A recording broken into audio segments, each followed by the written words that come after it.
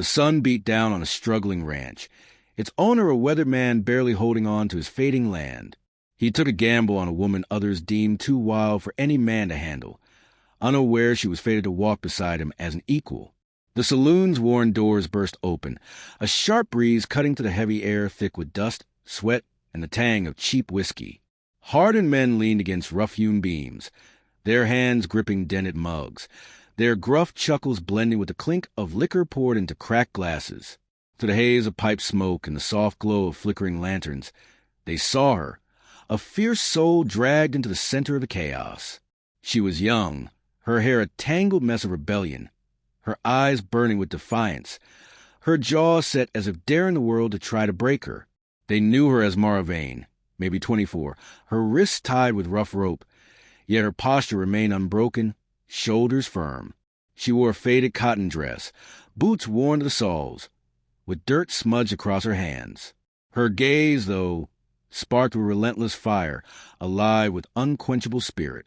A heavy-set cattle baron, Gideon Holt, swollen with age and liquor, hauled himself onto a wobbly table, his fingers stabbing toward her, quivering with venom, his belly strained his waistcoat, his face flushed from years of drink. "This one," he roared, his voice slicing through the noise, "can't mend a ham or keep her mouth shut. Her tongue cuts like a jagged blade. She mocked me in front of my men. Who's got the nerve to tame her? I'll sell her cheap. She's no use to any man who values a woman's place." The crowd erupted in cruel laughter. A burly blacksmith downed his ale, slammed the mug on the bar, and taunted, "That mare's too wild. Who dare try to ride her?" Mara's breath came faster, but she stood firm. She met Gideon's glare and spoke, her voice ringing clear and unshaken. "You're the one who can't lead a soul, least of all yourself." Her words struck like a whip. Gideon, enraged, staggered off the table, his hand striking her face before anyone could react. Mara stumbled, crashed into the floor, dust rising around her like a cruel shroud. Blood trickled from her lip, but no tears came. She pressed a hand to the rough planks, stood slowly, and wiped the blood with her cuff, her eyes never leaving his. The saloon grew quiet, not from respect but from the electric tension of what might follow. In a dim corner, Cal Rourke stood tall and spare, his frame solid despite the rough brace on his right leg. A carved walking stick rested against the wall nearby. When he moved, the room took notice. Men sat up, drinks hovered midair. He crossed the floor with calm resolve, like a river finding its course, stopping near enough for his presence to shift the air. "How much?" he asked, his voice steady, unhurried. Every eye turned to Gideon, who, still heaving from his outburst, stepped back, smirking. "You? A hobbling rancher, scraping by on that failing patch of dirt? Think this hellion will darn your shirts before she drives you to ruin?" Cal's gaze didn't waver. He reached for a tattered leather pouch at his belt, the click of its clasp cutting through the hush. Silver coins scattered across the table, gleaming amid liquor stains and scuff marks, settling near Gideon's grubby hands. "I don't need someone who yields quick," Cal said. "I need someone with spine." The moment stretched taut. A man's laugh caught in his throat. For once, cruelty paused. Cal knelt, his blade cutting the ropes around Mara's wrists. He extended a hand, helping her stand, their eyes locking in the faint light. She didn't smile, Denise, but a spark passed between them. A silent recognition, like a flame touching dry tinder. He didn't ask her name. She didn't give it. He simply led her through the crowd, past tables of murmuring men, some scowling, others unsure. They stepped into the cool night, the wind pulling at Mara's knotted hair. She raised her chin, walking forward without a backward glance at the saloon's groaning doors, where jeers had rung out moments before. Cal moved beside her, quiet, a lantern in his hand casting a warm glow. His gaze lingered on her, the woman who wouldn't bend. And though she stayed silent, Mara sensed a change within, a feeling that this man might live by his own rules, ones that didn't demand she silence her own. Together, they vanished into the shadows, their choice sealed not in words but in shared steps. The wagon jolted along a bumpy path as dusk settled over the open plains. Mara sat stiff beside Cal, arms crossed, jaw clenched. though her wrists were unbound. The sting of the saloon shame clung to her like dust in a cut. She hadn't spoken since leaving Red Hollow, nor asked where they were going. Cal's ranch sat at the base of a low ridge, a modest stretch of land bordered by leaning fences, and a barn faded to silver. The house was simple, one story with a slanted porch, mended with care but bare of luxuries. Cal stopped the wagon, climbing down with his stick, then turned to offer her a hand. She ignored it, jumping to the ground and following him quietly to the house. Inside, it smelled of cedar and old leather. He pointed to a steep staircase leading to a loft. "Bed's up there, fresh linens, water in the jug," he said, his voice gruff but not cold. Without waiting for a response, he turned and left, the door creaking shut, leaving her with only the sigh of the wind and the rhythm of her own breathing. That night, Mara didn't cry. She lay on the narrow mattress, staring at the angled ceiling, listening to the soft groan of the barn and the faint whinny of horses. She knew strange beds, cold floors, men with harsh hands, and crueler words. This place was different, too calm, too neat, unnerving.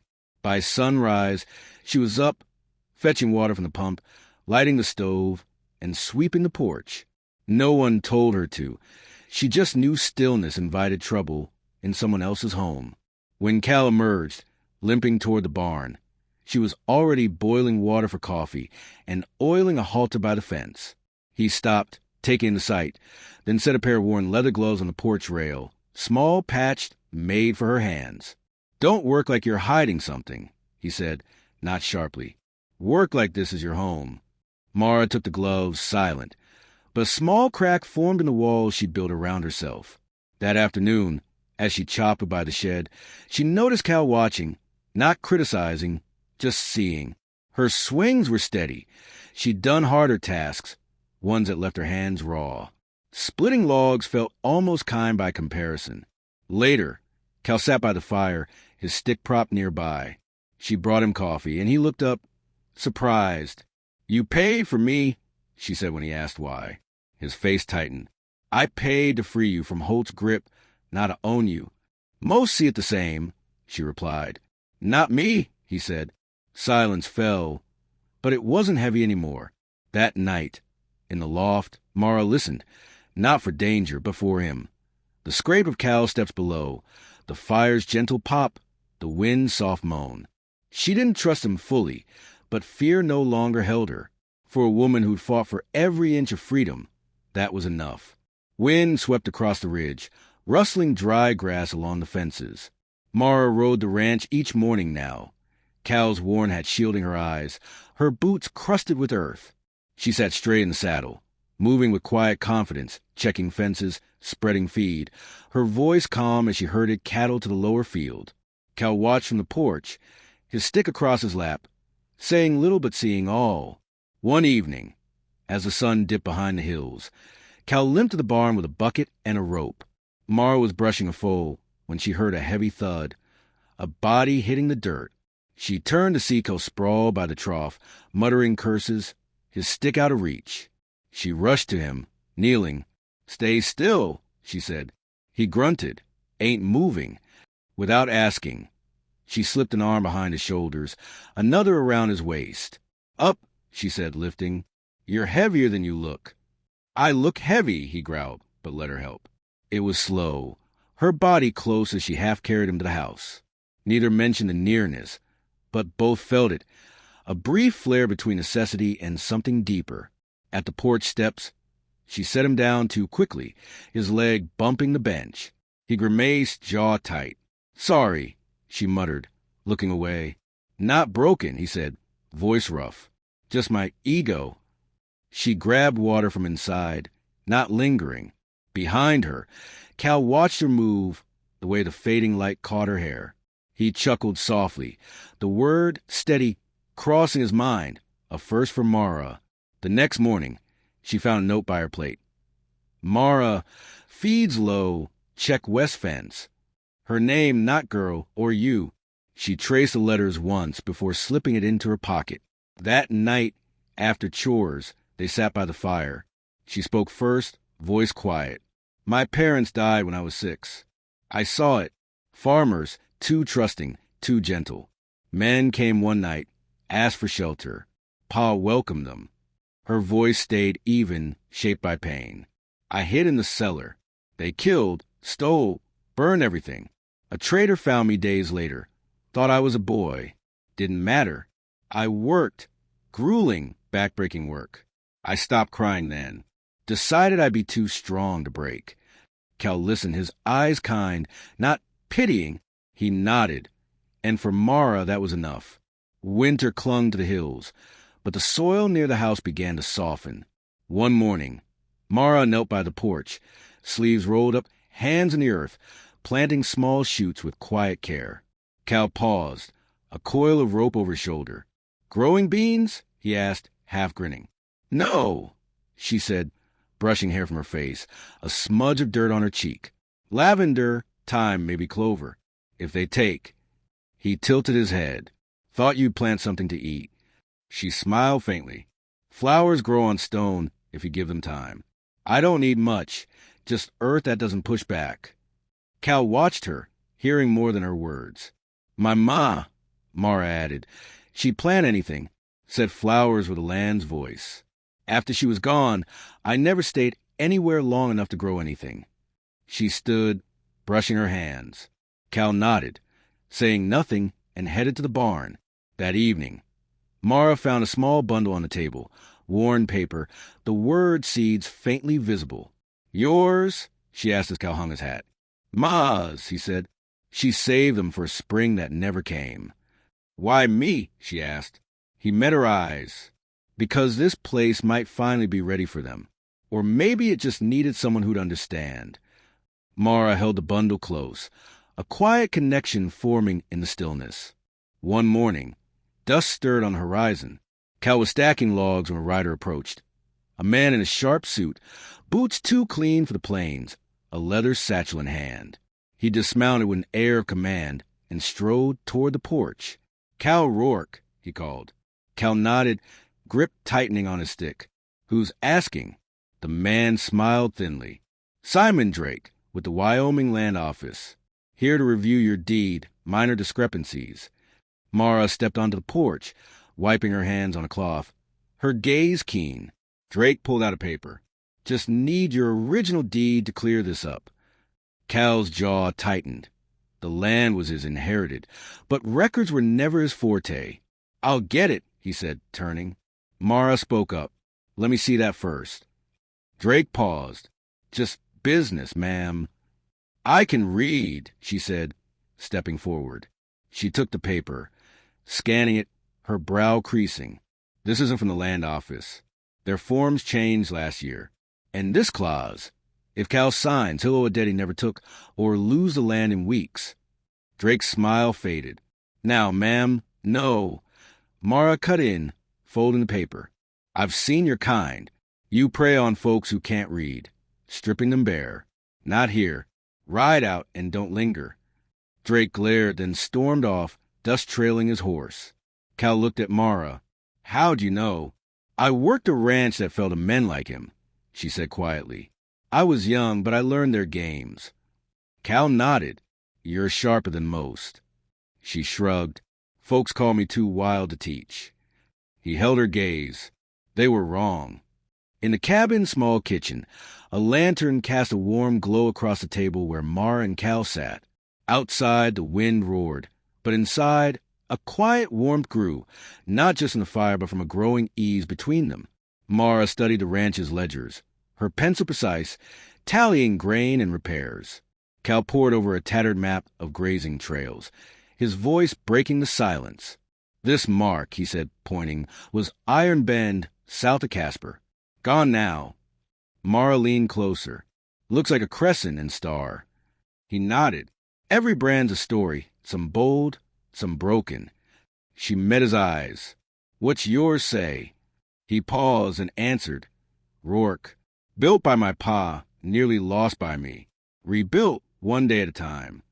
She didn't press, instead noting, "You're short on hay for next month." He grinned faintly, sounding like a bookkeeper. "Maybe I would have been," she said, "if I'd had a home and stories at night." Cal's gaze softened. "You're good with numbers. Most never saw that." I told a man once his count was wrong, she said. He called me trouble and sent me packing. His loss, Cal said. He leaned forward. You've done more here than any hand I've hired. You mend, you ride, you hold this place together without asking for a thing. Mara's hand stilled. I don't ask because I don't believe things last. I thought if I worked hard, learned enough, someone might keep me. They never did. Too wild, they said. Cal's eyes held hers. You're not too wild. You're more than they could hold. A heavy silence fell, charged with meaning. Maybe, he added softly, some folks aren't meant to be held. Maybe they're meant to be chosen. She looked up, voice soft. Chosen? He nodded. By someone who sees you, all of you. Her breath caught. Is that what you see? He smiled faintly. I see someone meant for more than the world allowed her. She flushed, looking away. After a pause, he said, Mind if I call you Mar? She blinked. Mar. It's softer, he said. You've earned that. She laughed quietly. No one's ever done that. Good, he said, smiling. They sat longer, the fire crackling, their words weaving a fragile bridge. One gray dawn, mist hung low over the grass. Mara walked across a meadow, a satchel over her shoulder, boots wet with dew. She left a note on the kitchen table. Thank you for giving me a chance to breathe. No tears, no farewells, just a kind goodbye penned by someone who'd never dared hope for more. Her steps slowed, each one heavier, as the earth itself tugged at her roots she hadn't known she'd set down. She reached a stream, its water shimmering over pebbles, and sat on a boulder, staring into the flow. Then, hoofbeats. Cal's horse crested the hill, his form clear against the pale sky. He dismounted, wincing, and limped toward her. You miss coffee, he said, smiling softly. She didn't reply. He glanced at her satchel, the silence thick. You think I kept you here to mend fences? She looked up. No one keeps someone like me for more. Her voice wavered. I was trouble when I came, a weight when I stayed. I thought it was time to stop fooling myself. Cal stepped closer, pulling a faded kerchief from his pocket. Hers, left behind that first day, embroidered with blue. Found this, he said. Kept it. Why? She asked. Because I knew you weren't just passing through. You're the kind of woman you build a life with. If you're lucky enough to earn her. Mara shook her head, voice breaking. I'm no one's to keep. No, he said. You're the one someone follows, if they've got the heart. He held out his hand, steady, offering nothing but presence. Mara looked at it, then at him, and slowly her fingers met his. They fit, worn but strong. She didn't cry, but by the stream, under a sky turning gold, she felt life begin. Summer swept in, warm and vibrant, the meadow alive with color. The ranch flourished. Cattle grazed rich pastures. Fences stood sturdy, and Mara's garden bloomed with lavender and clover. She rode daily, hat low, voice sharp, pulling calves from thickets, her eyes alight. Townsfolk called her Miss Mar, the rider who outran the wind, though none could match her. She and Cal worked as one, their bond clear in small acts, her hand brushing his at the grain store, his passing her a wrench, her handing him tea at dawn with a quiet smile. One evening, as crickets hummed and the sun sank low, Cal saddled 2 horses. Ride with me, he said. She raised a brow. Running off? Only if you are. They rode past the fields. Up a hill she'd seated, now vivid with blooms. At the crest, they stood among the flowers, watching the sunset.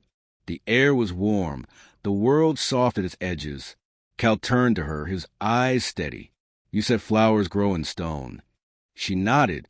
They do. He met her gaze, his voice low. Makes me think a life can, too. Mara's breath caught, her walls trembling. Where does it grow, Cal? He smiled, the lines around his eyes deepening. In folks who don't run from their scars, even when they ache. He reached into his pocket, pulling out a worn leather cord, an old harness piece. I am carved into it. No ring, he said. But this has stayed with me through every hard season. He held it out.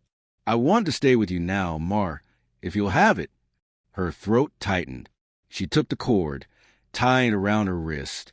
"You didn't try to break me," she whispered, her voice thick. "No," he said, his eyes warm. "You're not for breaking." "You stood by me," she said, stepping closer. He nodded, his voice steady. "Always will." They stood there, no promises spoken, just flowers and wind.